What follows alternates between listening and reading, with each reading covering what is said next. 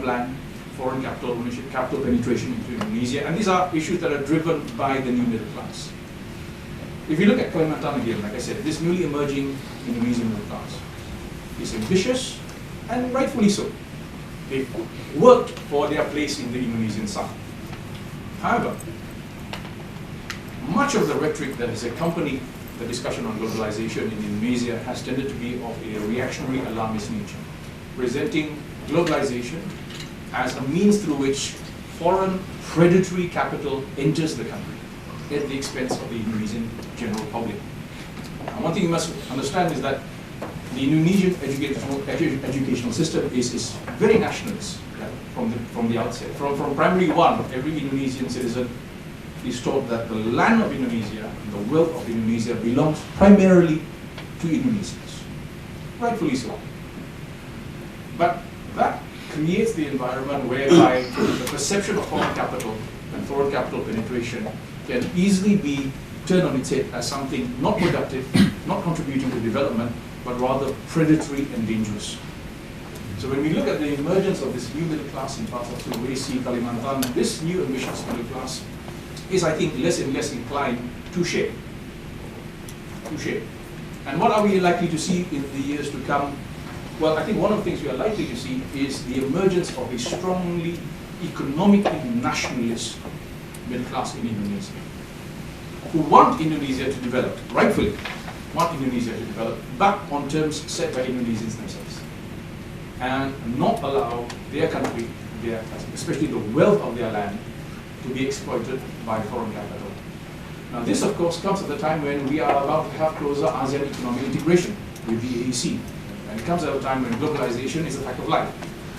So how Indonesia negotiates this? Both presidential candidates, both Prof and Jokowi, talk about the need to engage with global actors and agents, the need for Indonesia to play a role in the global economic stage, the need to court foreign capital.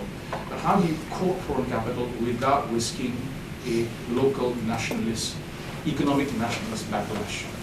These, I think, are going to be the drivers that will determine the issues and events that pop up on the radar of Indonesian politics for the next couple of years or so.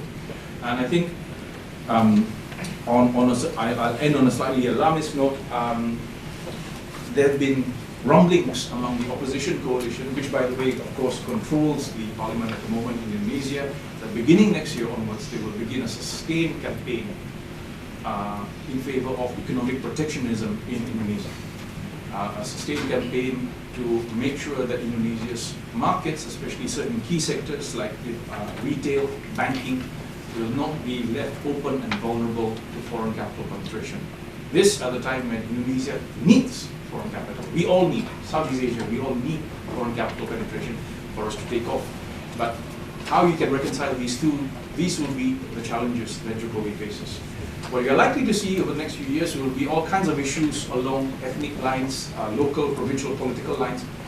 It will be articulated sometimes through a sort of very defensive, reactionary rhetoric of nationalism, but fundamentally, the issues are political economic.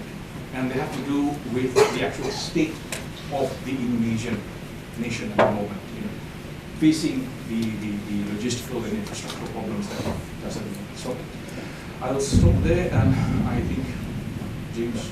Thank you very much.